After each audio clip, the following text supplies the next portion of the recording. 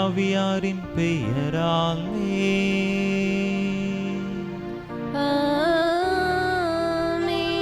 நம் ஆண்டவராகிய இயேசு கிறிஸ்துவின் அருளும் கடவுளின் அன்பும் தூய ஆவியாரின் நட்புறவும் உங்கள் அனைவரோடும் இருப்பதாக.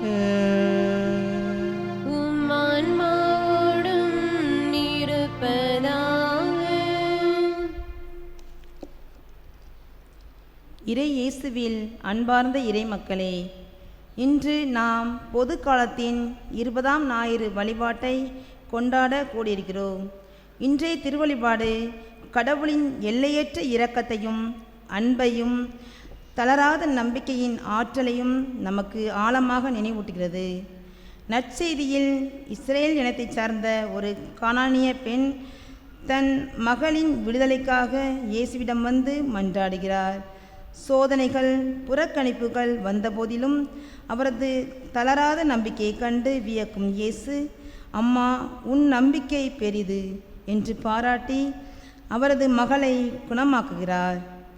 இறைவனின் இல்லம் எல்லா மக்களுக்கும் ஜப இல்லம் என்று முதல் வாசகத்திலும், கடவுள் எல்லாருக்கும் இரக்கம் காட்டவே அனைவரையும் கீழ்ப்படியாமையில் இருக்கச் செய்தார் என்று இரண்டாம் வாசகத்திலும் நாம் வாசிக்கிறோம். இறைவனின் மீட்பும் அருளும் ஒரு குறிப்பிட்ட இனத்திற்கோ மொழிக்கோ அல்லது குழுவிற்கோ மட்டும் உரியதல்ல. மாறாக அவரது நம்பிக்கையோடு தேடி வரும் ஒவ்வொரு இதயத்திற்கும் உரியது. அந்த பெண்ணைப் போல நாமும் எத்தகைய சூழ்நிலையிலும் சோர்ந்து போகாத நம்பிக்கை பெற்றிடவும், பாகுபாடற்ற அன்பை நம் வாழ்வில் வாழ்ந்து காட்டவும் வரவேண்டி இப்பலியில் இணைவோம். திருமுழுக்கு நினைவாக நம்மீது தெளிக்கப்படும் இத்தண்ணீரை இறைவன் ஆசீர்வதிக்க மன்றாடுவோம். ஆண்டவரே, எல்லாம் வல்ல இறைவா, உடல் ஆன்ம வாழ்வு அனைத்துக்கும் ஊற்றும் தொடக்கமும் நீரே. இத்தண்ணீரை புனிதப்படுத்தியருள உமை வேண்டுகின்றோம். எங்கள் பாவங்களுக்கு மன்னிப்பு வேண்டவும், எல்லா நோய்களையும் மாற்றானின் சூழ்ச்சிகளையும் எதிர்த்து உமது அருளின் பாதுகாப்பை அடையவும் நாங்கள் இத்தண்ணீரை நம்பிக்கையுடன் பயன்படுத்துகின்றோம். ஆண்டவரே, உமது இரக்கத்தின் உதவியால் உயிருள்ள தண்ணீர் எங்களில் பொங்கி எழுந்து மீட்பளிப்பதாக. இவ்வாறு நாங்கள் தூய இதயத்தோடு உம்மை அணுகி வந்து எங்கள் உடலுக்கும் ஆன்மாவுக்கும் வரும் இடர்கள் அனைத்தையும் விலக்குவோமாக. எங்கள் ஆண்டவராகிய கிறிஸ்து வழியாக உம்மை மன்றாடுகிறோம். எல்லாம் வல்ல இறைவா, தண்ணீர் வளம் பெற அதில் உப்பிட வேண்டும் என்று இறைவாக்கினர் எலிசா வழியாக கற்பித்தீர். உமது படைப்பு பொருளாகிய இந்த உப்பை பரிவிரக்கத்துடன் புனிதப்படுத்தியருள உமை தாழ்மையுடன் வேண்டுகின்றோம். ஆண்டவரே, உப்பு கலந்த தண்ணீர் தெளிக்கப்படும் இடமெல்லாம் தீயோனின் தாக்குதல் அனைத்தும் தோல்வியுறச் செய்வீராக. உம் தூய ஆவியார் உடனிருந்து எங்களை இடையராது காத்தருள்வாராக. எங்கள் ஆண்டவராகிய கிறிஸ்து வழியாக உமை மன்றாடுகிறோம். ஆமென்.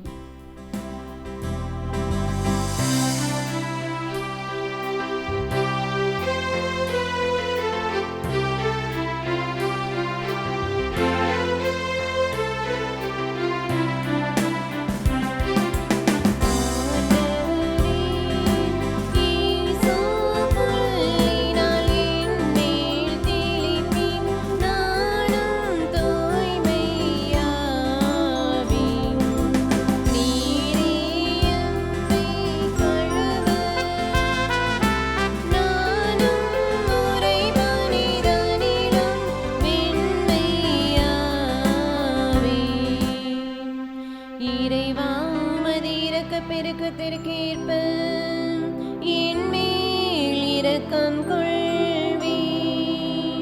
பிதாவும் சுதனும் தூயாவியும் ஸ்ருதியும் புகழும் ஒன்றாய் பெருக. ஆதியில் இருந்தது போல் என்றும் என்றும் நித்தியமாகவும் ஆமென். எல்லாம் வல்ல இறைவன் நம் பாவங்களிலிருந்து நம்மை தூய்மைப்படுத்துவாராக. இந்த நற்கருணை கொண்டாட்டத்தின் வழியாக அவர் தம்முடைய ஆட்சியின் விருந்தில் பங்கு கொள்ள நம்மை தகுதி பெறச் செய்வாராக. ஆமென்.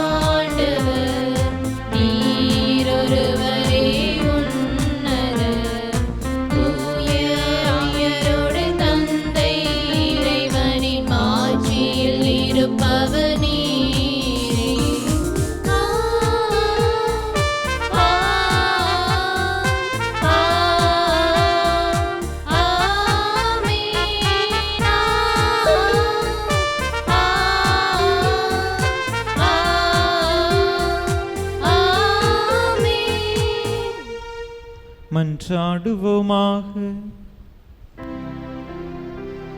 இறைவா, உமை அன்பு செய்வோருக்கு கட்புலனாகாத பல்வேறு நன்மைகளை நீரே ஏற்பாடு செய்திருக்கின்றீர்.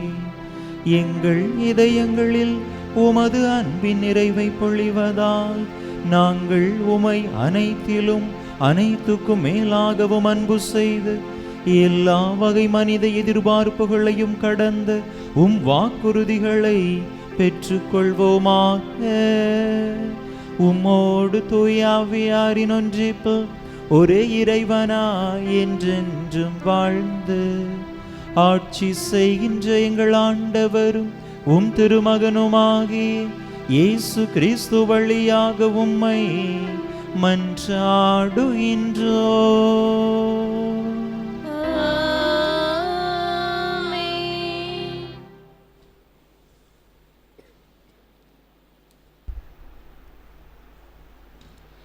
இறைவாக்கினர் எசாயா நூலிலிருந்து வாசகம். அதிகாரம் 56, இறைவார்த்தைகள் 1 மற்றும் 6 முதல் 7 முடிய. ஆண்டவர் கூறுவது இதுவே: நீதியை நிலைநாட்டுங்கள், நேர்மையை கடைபிடியுங்கள். நான் வழங்கும் விடுதலை அண்மையில் உள்ளது, நான் அளிக்கும் வெற்றி விரைவில் வெளிப்படும். ஆண்டவருக்கு திருப்பணி செய்வதற்கும் அவரது பெயர் மீது அன்பு கூறுவதற்கும் அவர்தம் ஊழியராய் இருப்பதற்கும் தங்களை ஆண்டவரோடு இணைத்து கொண்டு ஓய்வு நாளை தீட்டுப்படுத்தாது கடைபிடித்து தம் உடன்படிக்கையை உறுதியாய் பற்றி கொள்ளும் பிற இன மக்களை குறித்து ஆண்டவர் கூறுவது இதுவே: அவர்களை நான் என் திருமலைக்கு அழைத்து வருவேன். இறைவேண்டல் செய்யப்படும் என் இல்லத்தில் அவர்களை மகிழச் செய்வேன். அவர்கள் படைக்கும் எரிபலிகளும் மற்ற பலிகளும் என் பீடத்தின் மேல் ஏற்றுக்கொள்ளப்படும். ஏனெனில் என் இல்லம் மக்களினங்கள் அனைத்திற்கும் உரிய இறை மன்றாட்டின் வீடு என அழைக்கப்படும். ஆண்டவர் வழங்கும் அருள்வாக்கு.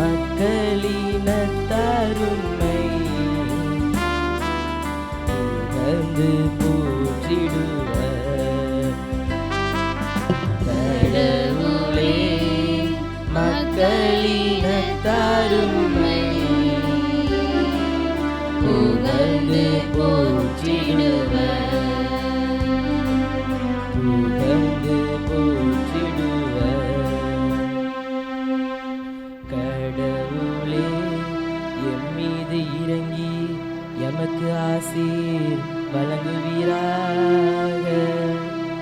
உம் திருமுக ஒளியை எம்மீது வீசுவீராக. அப்பொழுது உலகம் உமது வழியை அறிந்து கொள்ளும்.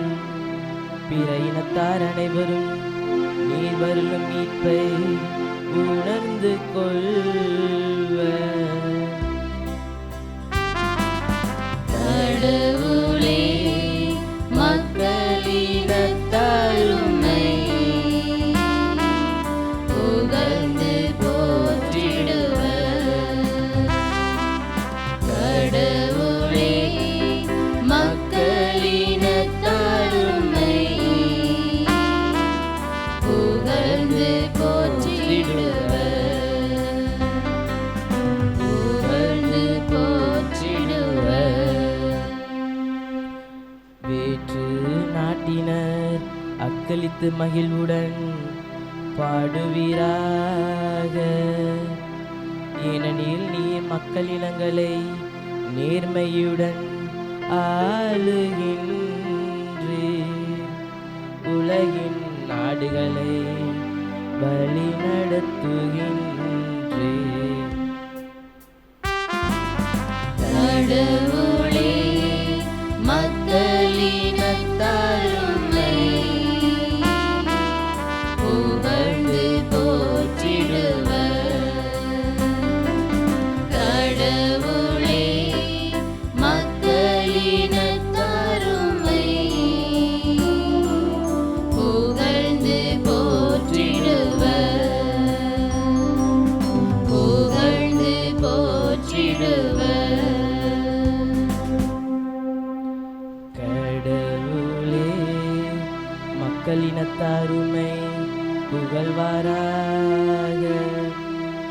மக்கள் எல்லோரும் உம்மை போற்றுவர்களாக.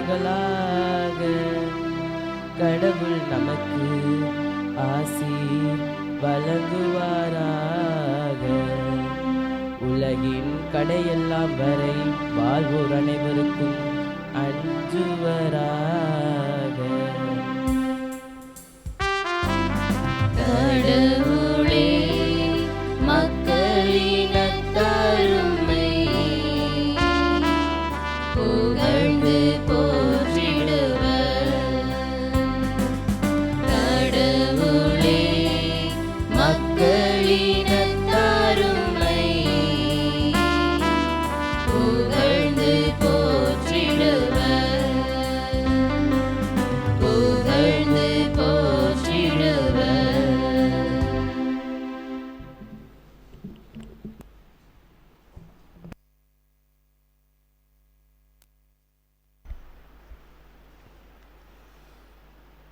திருத்தூதர் பவுல் உரைமையருக்கு எழுதிய திருமுகத்திலிருந்து வாசகம். அதிகாரம் 11, இறை வார்த்தைகள் 13 முதல் 15 மற்றும் 29 முதல் 32 முடிய. சகோதர சகோதரிகளே, பிற இனத்தாராகிய உங்களுக்கு சொல்கிறேன், உங்களுக்கு திருத்தூதராய் இருக்கும் நான் என் பணியை குறித்து பெருமை கொள்கிறேன். இதன் வழியாய் என் இனத்தாருள் பொறாமையை தூண்டிவிட்டு அவர்களுள் சிலரை ஏனும் மீட்க முடியும் என நம்புகிறேன். யூதர்கள் தள்ளப்பட்ட போதே உலகம் கடவுளோடு ஒப்புரவாகியது என்றால் அவர்கள் அவரால் ஏற்றுக்கொள்ளப்படும் போது எப்படி இருக்கும்? இறந்தோர் உயிர் பெற்று எழுவர் என்று சொல்லலாம் அல்லவா? ஏனெனில் கடவுள் தாம் விடுத்த அழைப்பையும் கொடுத்த அருள் கொடைகளையும் திரும்ப பெற்றுக்கொள்வதில்லை. ஒரு காலத்தில் நீங்கள் கடவுளுக்கு கீழ்ப்படியாமல் இருந்தீர்கள். இப்பொழுது அவர்கள் கீழ்ப்படியாமையால் இருப்பதால் நீங்கள் கடவுளின் இரக்கத்தை பெற்றுக்கொண்டீர்கள். அதுபோல இக்காலத்தில் நீங்கள் இரக்கத்திற்கு உரியவராக இருக்கிறீர்கள். அவர்கள் கீழ்ப்படியாமல் இருக்கிறார்கள், ஆனால் அவர்களும் விரைவில் இரக்கம் பெற்றுக்கொள்வார்கள். அதன் பொருட்டே இவ்வாறு நடந்திருக்கிறது. ஏனெனில் அனைவருக்கும் இரக்கம் காட்டுவதற்காகவே கடவுள் அனைவரையும் கீழ்ப்படியாமைக்கு உட்படுத்தினார். ஆண்டவர் வழங்கும் அருள்வாக்கு.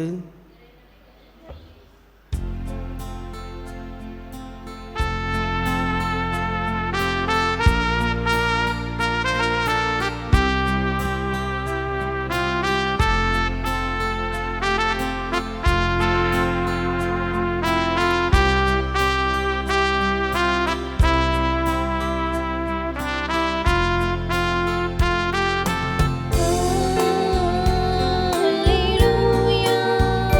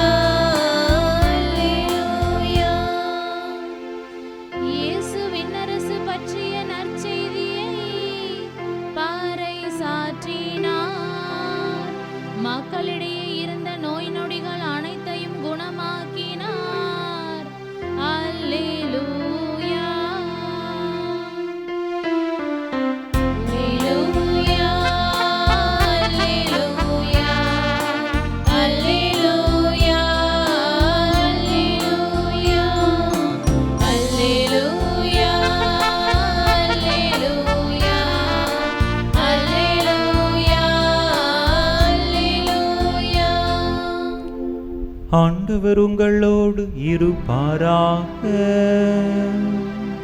உம் ஆன்மாவோடும் இருப்பாராக. மத்தேயு எழுதிய தூய நற்செய்தியில் இருந்து வாசகம். ஆண்டவரே, மாட்சி உமக்கே. மத்தேயு எழுதிய தூய நற்செய்தி அதிகாரம் 15 இறை வசனங்கள் 21 முதல் 28 முடிய. மத்தேயு நற்செய்தி அதிகாரம் 15 இறை வசனங்கள் 21 முதல் 28 முடிய. அக்காலத்தில் இயேசு தீர் சீதோன் ஆகிய பகுதிகளை நோக்கி சென்றார். அவற்றின் எல்லை பகுதியில் வாழ்ந்து வந்த கானானிய பெண் ஒருவர் அவரிடம் வந்து, ஐயா, தாவீதின் மகனே, எனக்கு இரங்கும், என் மகள் பேய் பிடித்து கொடுமைக்குள்ளாக இருக்கிறாள் என கதறினார். ஆனால் இயேசு அவரிடம் ஒரு வார்த்தை கூட மறுமொழியாக சொல்லவில்லை. சீடர்கள் அவரை அணுகி, நமக்கு பின்னால் கத்திக்கொண்டு வருகிறாரே, இவரை அனுப்பிவிடும் என வேண்டினர். அவரோ மறுமொழியாக, இஸ்ரேல் குலத்தாருள் காணாமற் போன ஆடுகளாய் இருப்போரிடமே நான் அனுப்பப்பட்டேன் என்றார். ஆனால் அப்பெண் அவர் முன் வந்து பணிந்து, ஐயா, எனக்கு உதவியருளும் என்றார். அவர் மறுமொழியாக, பிள்ளைகளுக்கு உரிய உணவை எடுத்து நாய்க்குட்டிகளுக்கு போடுவது முறையல்ல என்றார். உடனே அப்பெண், ஆம் ஐயா, ஆனாலும் தங்கள் உரிமையாளரின் மேசையிலிருந்து விழும் சிறு துண்டுகளை நாய்க்குட்டிகள் தின்னுமே என்றார். இயேசு மறுமொழியாக, அம்மா, உமது நம்பிக்கை பெரிது, நீர் விரும்பியவாறே உமக்கு நிகழட்டும் என்று அவரிடம் கூறினார். அந்நேரம் அவர் மகளின் பிணி நீங்கியது. ஆண்டவரின் அருள்வாக்கு. கிறிஸ்துவே, உமக்கு புகழ்.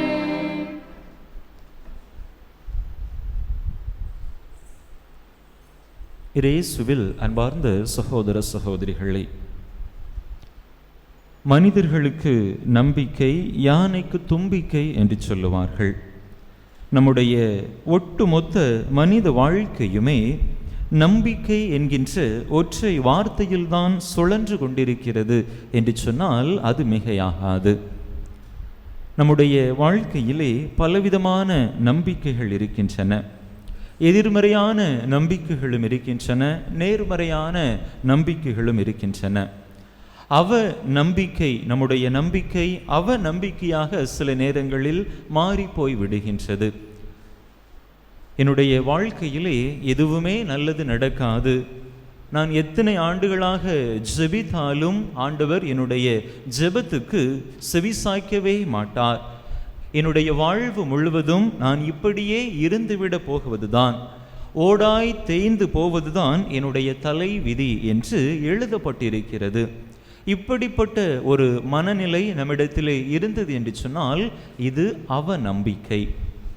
என் வாழ்க்கையில் எல்லாமே நல்லதாக தான் நடக்கும், என்னை போல வாழ்க்கையில் உயர்ந்த நிலைக்கு யாராலும் போக முடியாது, என்னுடைய நிலையிலிருந்து யாராலும் அசைச்சுக்கிட முடியாது, அந்த அளவுக்கு எனக்கு ஆற்றல் இருக்குது, அறிவு இருக்குது, திறமை இருக்கிறது. அன்பு மக்களே, இது ஒரு விசித்திரமான நம்பிக்கை, இது அதீத நம்பிக்கை. முதல்ல நாம் பார்த்தது அவ நம்பிக்கை, இது அதீத நம்பிக்கை. இந்த இரண்டு விதமான நம்பிக்கை கண்ணோட்டமும் சரியான கண்ணோட்டமாக நம்முடைய வாழ்வுக்கு வளம் சேர்ப்பவையாக இருக்க முடியாது. அப்படி என்று சொன்னால் எந்த நம்பிக்கை நம்முடைய வாழ்க்கைக்கு அர்த்தம் சேர்ப்பதாக, நம்முடைய வாழ்விற்கான புதிய ஒரு எழுச்சியை, தாக்கத்தை ஏற்படுத்துவதாக இருக்கும்? இறைவன் மீதான நம்பிக்கை, பிறர் மீது நாம் வைக்கக்கூடிய நம்பிக்கை, அதே போல நம்முடைய ஆற்றல் மீது, நம்முடைய வாழ்வு மீது நாம் வைக்கக்கூடிய அந்த தன்னம்பிக்கை. இந்த மூன்று நம்பிக்கைகளும் ஒன்றுக்கொன்று பின்னி பிணைந்து செல்லுகின்ற பொழுது நம்முடைய வாழ்க்கையானது அர்த்தம் பெறுகிறது. எவ்வளவு கஷ்டங்கள் வந்தாலும், கவலைகள் வந்தாலும், நம்பிக்கையோடு நாம் தொடர்ந்து நம்முடைய வாழ்க்கையை முன் எடுத்து செல்ல இந்த விதமான நம்பிக்கைகள், அணுகுமுறைகள் நமக்கு அவசியமானவையாக இருக்கின்றன. இன்றைய நற்செய்தியிலே நாம் பார்க்கிற பொழுது ஒரு பெண்மணியினுடைய அசாத்தியமான நம்பிக்கையை குறித்து தான் நாம் பார்க்கின்றோம். கானானிய பெண், அந்த பெண்ணினுடைய நம்பிக்கை எதற்காக சிறந்தது, எதற்காக நாம் அதனை அடையாளமாக பார்க்கிறோம் என்று சொன்னால், அந்த பெண்ணினுடைய வாழ்க்கையிலே நம்பிக்கையை இழப்பதற்கான காரணங்கள் ஏராளம் இருந்தன.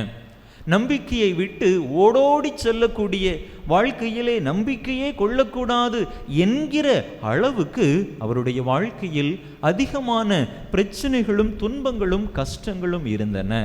ஆனால் அவற்றிற்கு மத்தியிலும் அவர் தன்னுடைய நம்பிக்கையில் நிலைத்திருந்தார். அதனால்தான் அவருடைய நம்பிக்கை பெரிது என்று ஆண்டவரே அந்த பெண்மணியை வாழ்த்துவதாக நாம் பார்க்கிறோம். எதற்காக அந்த பெண்மணியினுடைய வாழ்க்கையில் நம்பிக்கையை இழப்பதற்கான காரணங்கள் இருக்கின்றன? முதலாவதாக, அன்றைய காலகட்டத்திலே, இயேசு வாழ்ந்த அந்த காலகட்டத்தில், அந்த சமூகத்தில் பெண்களுக்கு என்று மதிப்பே கிடையாது, மரியாதையே கிடையாது. யூத சமூகத்தின் பெண்களையே மதிக்க மாட்டார்கள். இந்த சூழ்நிலையில் புறையினத்து பெண் என்று சொன்னால் சொல்லவே வேண்டாம். அவர்களுக்கு எந்தவித அங்கீகாரமும் மதிப்பு மரியாதையும் கிடையாது. அந்த அளவிற்கு பெண்களினுடைய நிலைமை மிகவும் மோசமான நிலைமையாக இருந்தது. இந்த பெண்ணாக இருக்கின்றார், அதுவும் புற இனத்து கானானிய ஓரங்கட்டப்பட்ட ஒதுக்கப்பட்ட பெண்ணாக இருக்கின்றார். இன்னும் கூடுதலாக அந்த பெண்மணியினுடைய வாழ்க்கையிலே அவளுடைய மகளுக்கு பேய் பிடித்து இருக்கிறது. எனவே சாபம் பெற்ற ஒரு பெண்மணியாக அந்த பெண்மணி அந்த சமூகத்தினால் பார்க்கப்பட்டாள். இத்தனை வேதனைகளுக்கும் நெருக்கடிகளுக்கும் கஷ்டங்களுக்கும் மத்தியில் ஆண்டவரை சந்திக்க வருகிறார். ஆண்டவரை குறித்து கேள்விப்பட்டு ஆண்டவரை போய் சந்தித்தால் என்னுடைய இந்த நெருக்கடிகளுக்கான பதில் கிடைக்கும், என்னுடைய இந்த வேதனைகளுக்கு, என்னுடைய மகளினுடைய இந்த துன்ப நிலைக்கு நிச்சயமாக ஒரு பதில் கிடைக்கும் என்று நம்பி ஆண்டவரை தேடி வருகிறார். அன்பு மக்களே, ஆண்டவரை தேடி வருகிற பொழுது கூட அங்கும் அவளுக்கு நம்பிக்கையை இழப்பதற்கான காரியங்கள் ஏராளம் நடந்தேறுகின்றன. ஆண்டவரிடத்திலே அவர் கேட்கின்றார், ஆண்டவரே எனக்கு இரங்கும், என்னுடைய மகளினுடைய நோயை அவளிடமிருந்து இந்த பேயை விரட்டி அவளை குணப்படுத்தும் என்று சொன்ன பொழுது ஆண்டவர் அதை கேட்பதாக இல்லை. கேட்டும் கேளாதவராக அவர் தொடர்ந்து பயணித்து கொண்டே இருக்கிறார். என்ன நம்ம இப்படி கத்திட்டு இருக்கிறோம், ஆனால் இவர் கண்டுகொள்ளாம போயிட்டே இருக்கிறாரே என்று கண்டிப்பாக அந்த பெண்மணியினுடைய மனதிலே ஒரு தாக்கம், வருத்தம் இருந்திருக்கும். இவர்கிட்ட போய் ஏன் கேட்டுட்டு இருக்கிறது, நம்ம பாட்டுக்கு போவோம், வேற ஏதாவது வழியை பார்ப்போம் என்று அவர் நினைத்திருந்தால் சென்றிருக்கலாம். ஆனால் தொடர்ந்து பயணிக்கிறார். அவர் பின்னால் வந்து கொண்டிருப்பதை கண்ட சீடர்கள் இயேசுவிடத்தில் சொல்லுகிறார்கள், உங்க பின்னால ஒரு பெண்ணு வந்துட்டு இருக்கிறா, அவளை பார்த்து என்னன்னு சொல்லி அனுப்பிவிடும் என்று சீடர்கள் இயேசுவிடத்தில் சொன்ன பொழுது இயேசு அவர்களுக்கு சொன்ன பதில் என்னதாக இருக்கிறது?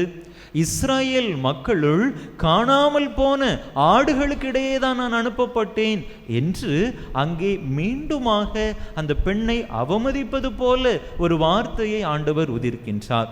யூத மக்களுக்குத்தான் நான் இருக்கிறேன், புறையினத்து மக்களுக்கு அல்ல என்பது போல இயேசுவினுடைய வார்த்தைகள் அங்கே வெளிப்படுகின்றன.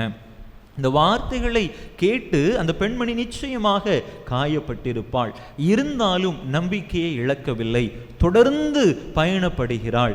அப்பொழுது இயேசு அந்த பெண்ணை பார்த்து அவளுடைய அந்த நிலையை கண்டு சொல்லக்கூடிய வார்த்தைகளை பாருங்கள். பிள்ளைகளுக்கு உரிய உணவை எடுத்து நாய்க்குட்டிகளுக்கு போடுவது முறையல்ல.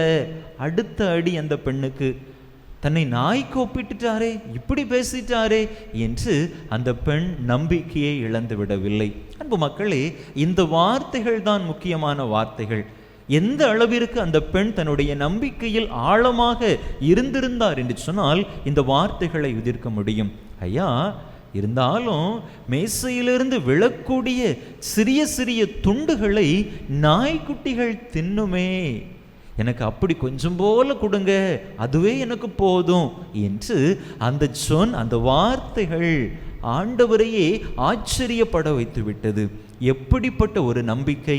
அம்மா உன்னுடைய நம்பிக்கை பெரிது, நீர் நம்பியவாறே உனக்கு நிகழட்டும் என்று சொல்லி அங்கே அவளுடைய மகளுக்கு ஆண்டவர் சுகம் கொடுத்ததாக நாம் பார்க்கிறோம். அன்பு மக்களே, இந்த கானானிய பெண் நம் அனைவருக்குமே ஒரு மிகச்சிறந்த அடையாளமாக எடுத்துக்காட்டாக இருக்கின்றார்.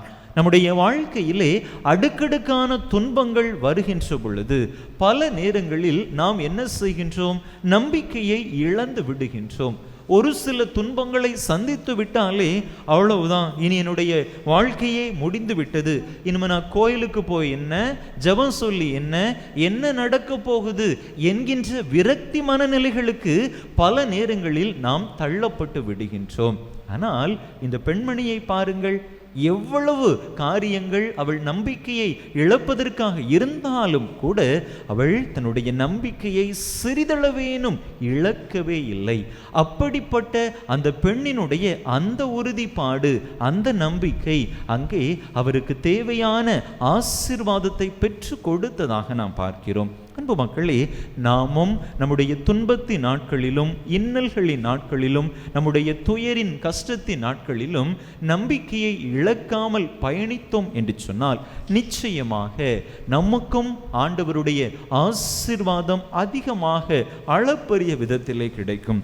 நாம் கேட்பது நடக்கவில்லையே என்று நாம் சோர்வுற்று கலங்கி கொண்டிருக்காமல் நிச்சயமாக இறைவன் எனக்கு தருவார் என்கின்ற அந்த நம்பிக்கையில் நாம் தொடர்ந்து பயணப்படுகிற பொழுது நம்முடைய வேண்டுதலுக்கு சரியான நேரத்திலே, நமக்கு தேவையான நேரத்திலே அதற்கான பதிலை ஆண்டவர் கொடுப்பார். நற்செய்தியிலே பல இடங்களில் நாம் இந்த நம்பிக்கைக்கு உதாரணமாக பல மனிதர்களை காட்ட முடியும். மத்தேயு நற்செய்தி 8வது அதிகாரத்திலே நாம் வாசிக்கக்கூடிய இந்த 100 தலைவனுடைய நம்பிக்கையும் மகத்தான நம்பிக்கையாக இருக்கிறது. தன்னுடைய பையன் ஊழியன் உடல் சுகவீனமாக இருக்கிறார் என்பதற்காக இயேசுவை சந்திக்க வருகிறார். ஐயா, என்னுடைய பையன் உடல் சுகவீனமாக இருக்கிறான், குணப்படுத்தும், நீங்க என் வீட்டுக்கெல்லாம் வர வேண்டாம், ஒரு வார்த்தை சொல்லுங்க, நீங்க இருக்கிற இந்த இடத்திலிருந்து ஒரு வார்த்தை சொல்லுங்க, அந்த ஒரு வார்த்தை என்னுடைய பையனுக்கு, என்னுடைய ஊழியனுக்கு போதுமானது, அவன் சுகத்தை பெற்றுக்கொள்வான் என்கின்ற அந்த 100 தலைவருடைய அந்த நம்பிக்கை, ஆழமான நம்பிக்கை அவருக்கு அவர் கேட்ட அந்த வேண்டுதலை நிறைவேற்றி கொடுத்தது, அவருடைய பையனுக்கு சுகத்தை கொடுத்தது என்று நாம் பார்க்கிறோம். அதே போல மார்க்கு நற்செய்தி 5வது அதிகாரத்திலே நாம் வாசிக்கின்றோம். 2 நிகழ்வுகள் அங்கே சொல்லப்பட்டிருக்கின்றன. தொழுகை கூட தலைவர் யாயிர் என்பவர் இயேசுவை தேடி வருகிறார். தன்னுடைய மகள் இக்கட்டான சூழ்நிலையிலே இருக்கும்போது வருகிறாள். இயேசுவை சந்திக்கிற பொழுதே அவள் மகள் இறந்து விட்டாள் என்று மற்றவர்கள் அவரிடத்திலே வந்து செய்தியை தெரிவிக்கிறார்கள். ஆண்டவர் சொல்றார், நம்பிக்கையை மட்டும் இழக்காதுங்க என்று சொன்ன அந்த வார்த்தையை உறுதியாக நம்பினார். என்னுடைய மகள் இறந்தாலும் பரவாயில்லை, நிச்சயமாக ஆண்டவர் அவரை, என்னுடைய மகளை உயிர்ப்பித்து தருவார் என்று உறுதியாக நம்பிய அந்த காரணத்தினால் அங்கே அந்த தொழுகை கூட தலைவர் யாயிர் இறந்த தன்னுடைய மகளை மீண்டுமாக பெற்று கொண்டதாக நாம் பார்க்கிறோம். அதே நிகழ்விலே இரத்தப்போக்கினால் பல்லாண்டுகளாக துன்பத்திற்கு உள்ளான அந்த பெண்ணுடைய நம்பிக்கையும் நமக்கு உற்சாகம் தரக்கூடியதாக, உத்வேகம் தரக்கூடியதாக இருக்கிறது. பல மருத்துவர்களை சந்தித்தும் பலனில்லை, எந்தவித முன்னேற்றமும் தன்னுடைய உடலிலே இல்லை.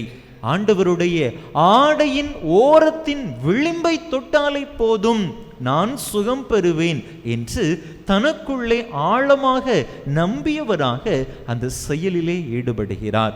ஆண்டவருடைய ஆடையினுடைய ஓரத்தின் விளிம்பை தொடுகிறார். அங்கே அவர் நம்பியவாறே அவருடைய உடலிலே அந்த பெண்மணி சுகத்தை பெற்று கொண்டதாக நாம் பார்க்கிறோம். அன்பு மக்களே, இதுதான் நம்பிக்கைக்கு, விடாமுயற்சிக்கு இருக்கக்கூடிய பலனாக, ஆசீர்வாதமாக இருக்கிறது.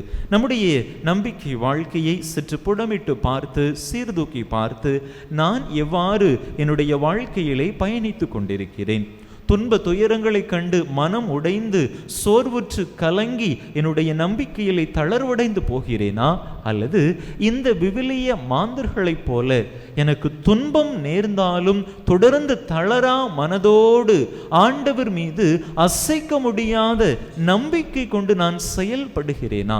சிந்தித்து பார்ப்போம். அன்பு மக்களே, அத்தகைய நம்பிக்கை நமக்கு தேவையான ஆசீர்வாதத்தை நிச்சயமாக உடனடியாக பெற்று தராவிட்டாலும் நமக்கு தேவையான நேரத்திலே அதனை பெற்றுத்தரும். எபிரேயருக்கு எழுதப்பட்ட திருமடலிலே 11வது அதிகாரம் முதல் இறை வசனத்திலே நம்பிக்கைக்கான அருமையான ஒரு சொல்லாடல், ஒரு வாக்கியம் கொடுக்கப்பட்டிருக்கிறது.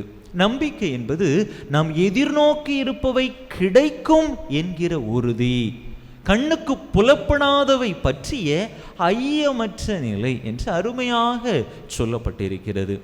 எதிர்காலத்தில் தான் நடக்க இருக்கிறது, ஆனால் அது கண்டிப்பாக கிடைக்கும், நான் கேட்டது என்னுடைய வாழ்க்கையில் நிச்சயமாக நிறைவேறும் என்கின்ற ஒரு நம்பிக்கை.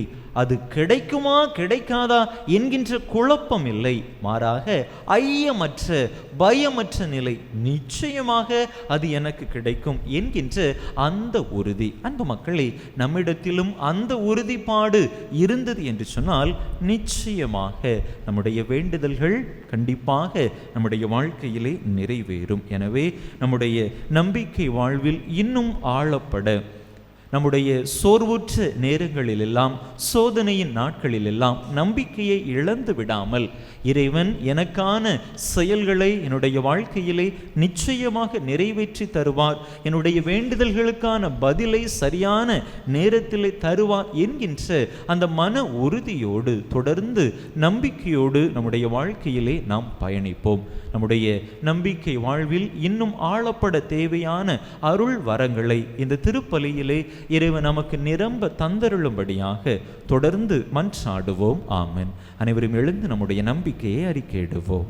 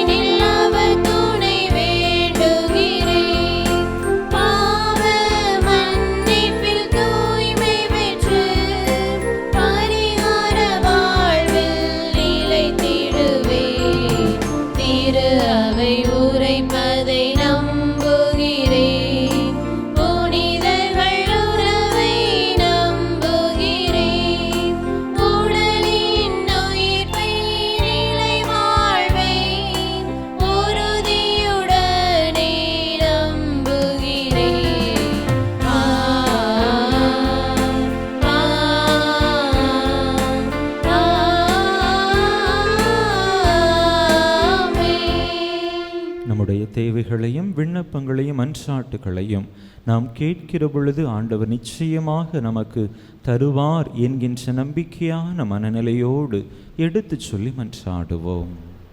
வழிநடத்தும் தந்தையே இறைவா, திரு அவை வழிநடத்தும் திருத்தந்தை, ஆயர்கள், குருக்கள், துறவர்த்தார், நற்செய்தி பணியாளர்கள் அனைவரும் இறையாட்சி மதிப்பீடுகளை ஏற்று வாழவும், இறை மக்களை அன்பின் வழிநடத்தி செல்லவும் தேவையான ஆற்றலை தர வேண்டி இறைவா உம்மை மன்றாடுகிறோம். நீதியை நிலைநாட்டுங்கள், நேர்மையை கடைபிடியுங்கள் என்று மொழிந்த இறைவா, எம் நாட்டு தலைவர்கள் நேர்மையோடும் சமூக நீதியோடும் ஆட்சி புரியவும், நாட்டில் வன்முறைகள் குறைந்து சமாதானம் பெருகவும் தேவையான அருளை தந்தருள வேண்டுமென்று இறைவா உம்மை மன்றாடுகிறோம். அனைவருக்கும் இரக்கம் காட்டும் அன்பு தந்தையே, நவீன உலகில் மாய கவர்ச்சிகளும் எதிர்மறை எண்ணங்களிலும் சிக்கி தவிக்கும் எம் பங்கு இளைஞரை நல்வழிப்படுத்த வேண்டும் என்று இறைவா உம்மை மன்றாடுகிறோம். அன்பு இறைவா, எம் பங்கிலுள்ள ஒவ்வொரு குடும்பங்களையும் ஆசீர்வதித்து இன்றைய நற்செய்தியில் வரும் கானானிய பெண்ணை போல சோதனைகள் தடைகள் வரும்போதும் மீது அசைக்க முடியாத நம்பிக்கை கொண்டு இடைவிடாது ஜெபிக்கவும் விடாமுயற்சியுடன் உழைக்கவே தேவையான அருளை தந்தருள வேண்டுமென்று இறைவா உம்மை மன்றாடுகிறோம். நம்முடைய தனிப்பட்ட தேவைகளுக்காக சில மணித்துளிகள் அமைதியாக இறைவனிடம் மன்றாடுவோம்.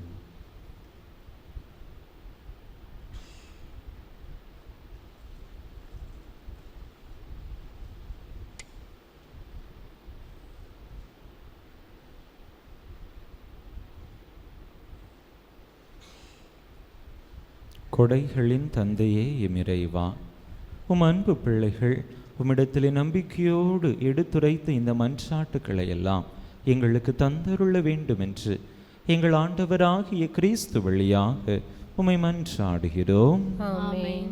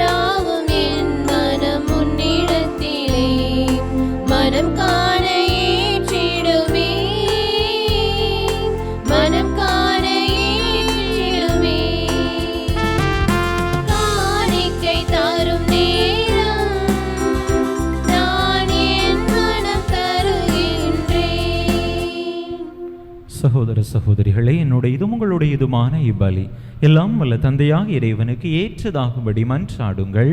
ஆண்டவர் தம் திருப்பேரின் புகழ்ச்சிக்காகவும் மாட்சிக்காகவும் தமது நன்மைக்காகவும் புனித திரு அவை அனைத்து நலங்களுக்காகவும் உமது கையிலிருந்து இப்பலியை ஏற்றுக்கொள்வாராக. ஆண்டவரே, மாட்சிமிக்க மாற்றங்களை ஏற்படுத்தும் எங்கள் காணிக்கைகளை ஏற்றருளும். அதனால் நீர் தந்தவற்றையே உமக்கு ஒப்பு கொடுத்து உம்மையே நாங்கள் பெற்றுக்கொள்ள தகுதி பெறுவோமாக. எங்கள் ஆண்டவராகிய கிறிஸ்து வழியாக உம்மை மன்றாடுகின்றோ.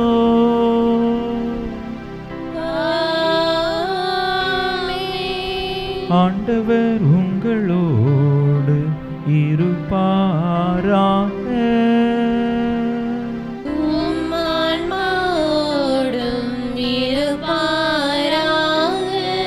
இதயங்களை மேலே எழுப்புங்கள்.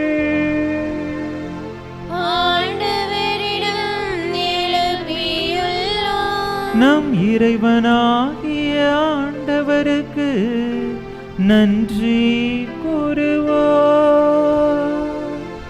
அது தகுதியும் நீதியுமானதே.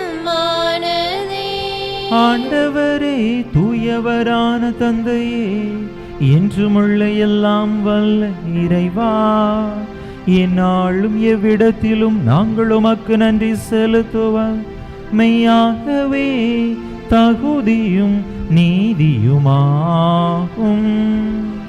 எங்கள் கடமையும் மீட்புக்குரிய செயலுமாகும். நாங்கள் வாழ்வதும் இயங்குவதும் இருப்பதும் உம்மிலேதான். இந்த உடலோடு வாழ்கையில் உமது பரிவிரக்கத்தின் பயன்களை மட்டுமே நாங்கள் நாள்தோறும் அனுபவிப்பதோடன்றி இப்பொழுதே நிலை வாழ்வின் பிணையையும் கொண்டுள்ளோ. ஏனெனில் ஆவியாரின் முதற்கனிகளை பெற்றுள்ள நாங்கள் பாஸ்கா மறை நிகழ்வின் பயன் எங்களுக்கு என்றும் உண்டு என நம்புகின்றோ. அந்த ஆவியார் வழியாகவே நீர் இயேசுவை சாவினின்று உயிர்த்தெழச் செய்தீர். ஆகவே வானதூதர் புனிதர் அனைவரோடும் சேர்ந்து நாங்களும் உமக்கு புகழ்ச்சி பண்ணி செய்து ஒரே குரலாய் ஆர்ப்பரித்து பாடுவதாவது: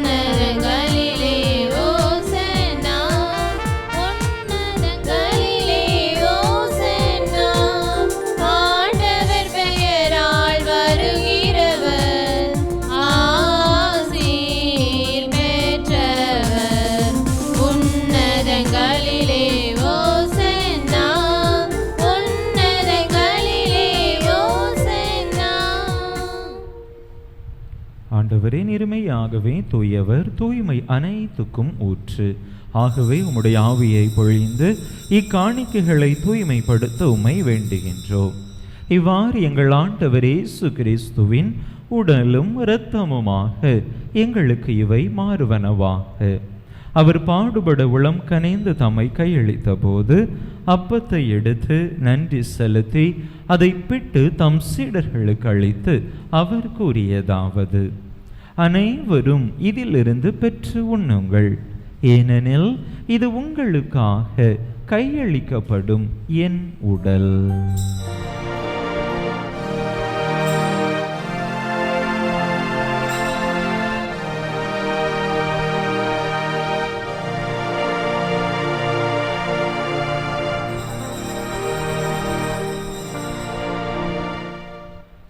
அவ்வண்ணமே இரவு விருந்தை அருந்திய பின் கிண்ணத்தையும் எடுத்து மீண்டும் உமக்கு நன்றி கூறி தம் சீடர்களுக்கு அளித்து அவர் கூறியதாவது: அனைவரும் இதிலிருந்து பெற்று பருகுங்கள், ஏனெனில் இது புதிய நிலையான உடன்படிக்கைக்குரிய என் இரத்தத்தின் கிண்ணம். இது பாவ மன்னிப்புக்கென்று உங்களுக்காகவும் பலருக்காகவும் சிந்தப்படும். இதை என் நினைவாக செய்யுங்கள்.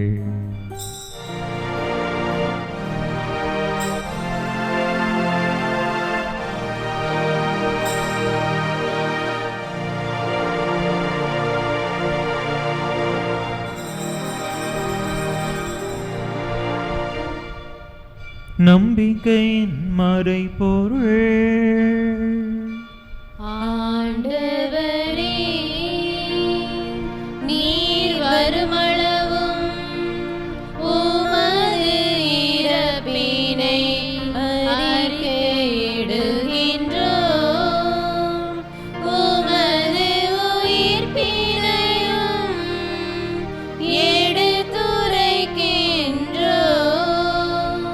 ஆகவே ஆண்டவரே, நாங்கள் கிறிஸ்துவின் இறப்பினையும் உயிர்ப்பினையும் நினைவு கூர்ந்து வாழ்வு தரும் அப்பத்தையும் மீட்பளிக்கும் கிண்ணத்தையும் உமக்கு ஒப்பு கொடுக்கின்றோம். உம் திருமுன்னின்று உமக்கு ஊழியம் புரிய தகுந்தவர்கள் என எங்களை ஏற்றுக்கொண்டீர். எனவே உமக்கு நன்றி செலுத்துகின்றோம். மேலும் கிறிஸ்துவின் உடலிலும் இரத்தத்திலும் பங்கு கொள்ளும் எங்களை தூய் ஆவியார் ஒன்று சேர்க்க வேண்டுமென உமை தாழ்மையுடன் மன்றாடுகின்றோம். ஆண்டவரே, உலகெங்கும் பரவி இருக்கும் உமது திரு அவையை நினைவு கூர்ந்தருளும். எங்கள் திருத்தந்தை லியோ, எங்கள் ஆயர் ஸ்டீஃபன், எல்லா திருநிலையினர் ஆகிய அனைவரோடும் உமது திரு அவை அன்பில் நிறைவு பெறச் செய்தருளும். மேலும் உயிர்த்தெழும் எதிர்நோக்குடன் துயில் கொள்ளும் எங்கள் சகோதர சகோதரிகளையும் இறந்தோர் அனைவரையும் இரக்கத்துடன் நினைவு கூர்ந்து உமது திருமுக ஒளியினுள் ஏற்றருளும். எங்கள் அனைவர் மீதும் இரக்கமாயிரும். கடவுளின் கன்னி தாயும் எங்கள் பாதுகாவலியுமான புனித ஜெபமாலை அன்னை, அவருடைய கணவரான புனித யோசேப்பு, புனித திருத்தூதர்கள், இவ்வுலகில் உமக்கு உகந்தவராயிருந்தோர் ஆகிய புனிதர் அனைவருடனும் நாங்கள் நிலை வாழ்வில் பங்கு கொள்ளும் தகுதி பெற்று உம் திருமகன் இயேசு கிறிஸ்து வழியாக உமை புகழ்ந்தேத்தும் வரமருள உமை மன்றாடுகின்றோம்.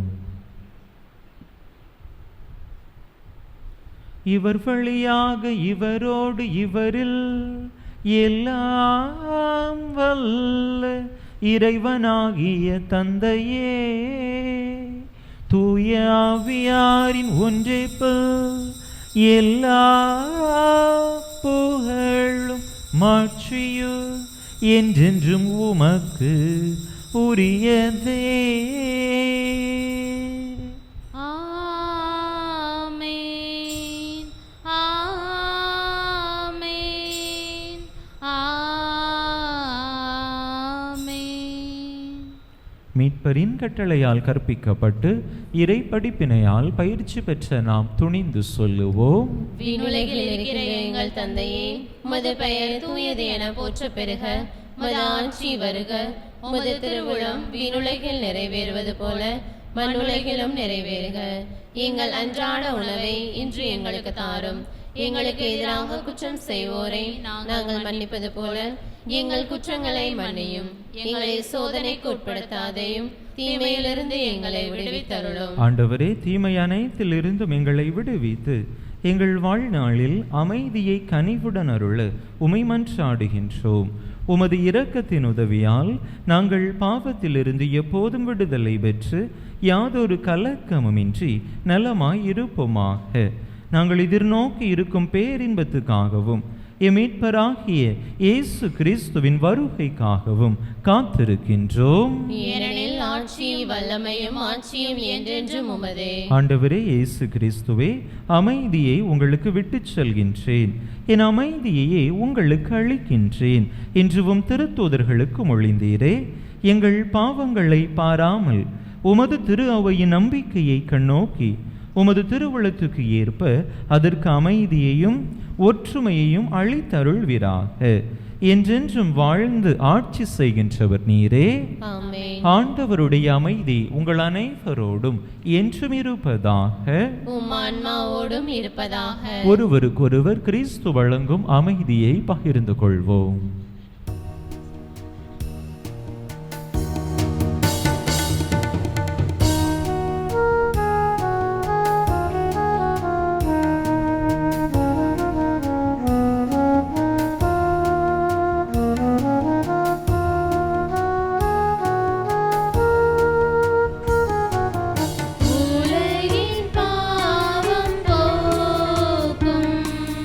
இறைவனின் செம்மறியே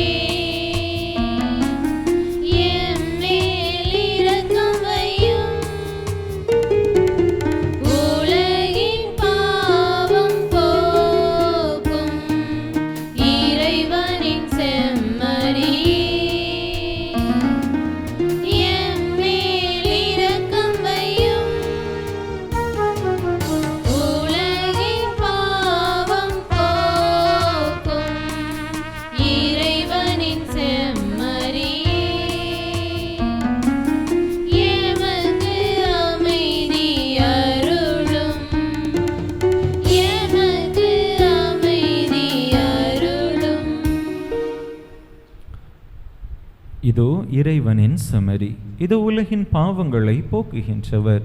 இந்த செம்மறியின் திருவிருந்துக்கு அழைக்க பெற்றுள்ள நாம் பேறு பெற்றோர். ஆண்டவரே, நீர் என் இல்லத்தில் எழுந்தள்ளி வர நான் தகுதியற்றவள். ஆனால் ஒரு வார்த்தை மட்டும் சொல்லியருளும், எனது ஆன்மா நலமடையும்.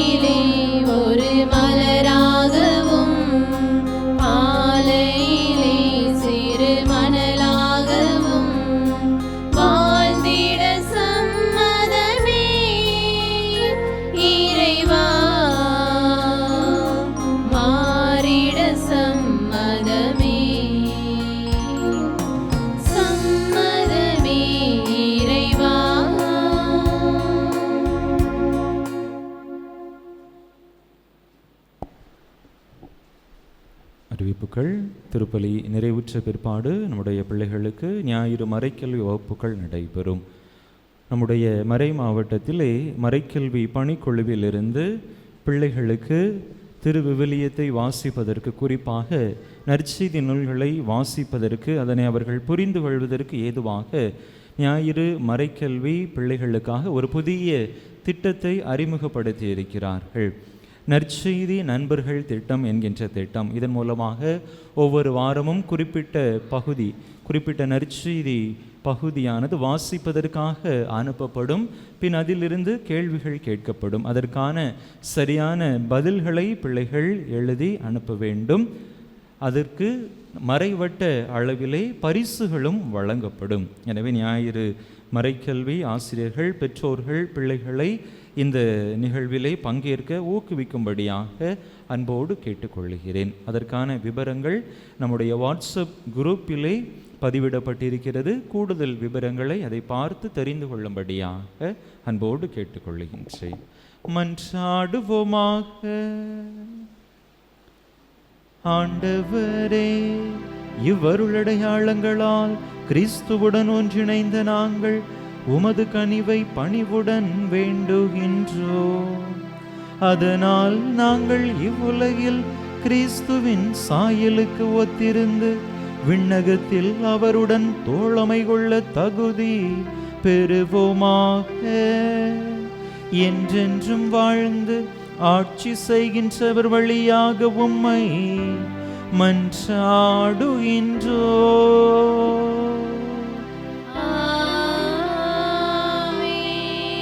ஆண்டவர் உங்களோடு இருப்பாராக.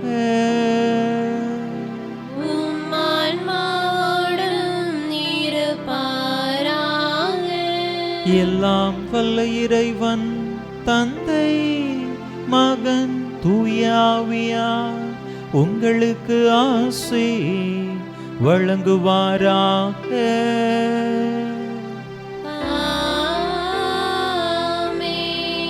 இறையாசிரை நிறைவாக பெற்றவர்களாக சென்று வாருங்கள்.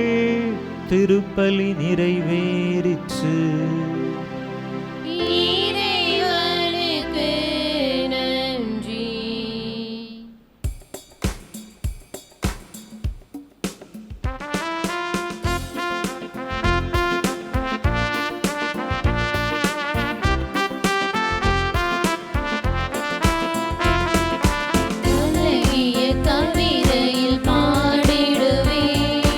அவனில் அவர் புகழ் சாற்றிடுவே.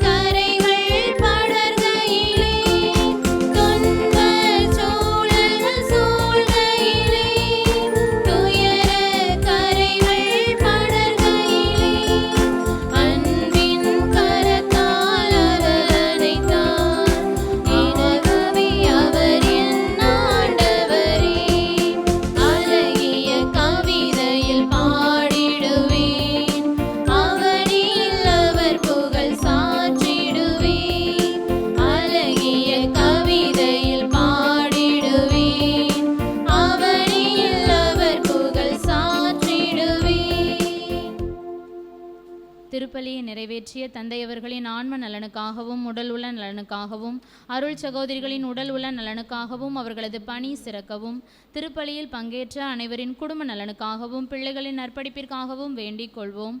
விண்ணுலகில் இருக்கிற எங்கள் தந்தையே, உமது பெயர் தூயது என போற்ற பெருக, உமது ஆட்சி வருக, உமது திருவுளம் விண்ணுலகில் நிறைவேறுவது போல மண்ணுலகிலும் நிறைவேறுக.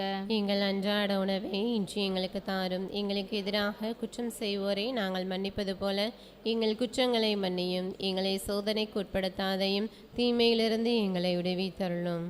அருள் நிறைந்த மரியே வாழ்க, ஆண்டவர் உம்முடனே, பெண்களுக்குள் ஆசிர்வதிக்கப்பட்டவர் நீரே, உம்முடைய திருவயிற்றின் கனியாகிய இயேசுவும் ஆசி பெற்றவரே. புனித மரியே, இறைவனின் தாயே, பாவிகளா இருக்கின்ற எங்களுக்காக இப்பொழுதும் எங்கள் இறப்பின் வேளையிலும் வேண்டிக் கொள்ளும். ஆமேன். தந்தைக்கும் மகனுக்கும் தூய ஆவிக்கும் மாட்சிமை உண்டாவதாக. தொடக்கத்தில் இருந்தது போல இப்பொழுதும் எப்பொழுதும் என்றென்றும் இருப்பதாக. ஆமேன். புனித ஜெபமாலை அன்னையே, எங்களுக்காக வேண்டிக் கொள்ளும். புனித சூசையப்பரே, எங்களுக்காக வேண்டிக் கொள்ளும். புனித அந்தோணியாரே, எங்களுக்காக வேண்டிக் கொள்ளும். புனித ஞான பிரகாசியாரே, எங்களுக்காக வேண்டிக் கொள்ளும். நிலையான புகழுக்குரிய தூயலிரை நற்கருணைக்கு எல்லா காலமும் ஆராதனையும் புகழும் போற்றியும் மாட்சிமையும் உண்டாக கடவது. தந்தை மகன் தூய ஆவியாரின் பெயராலே ஆமென்.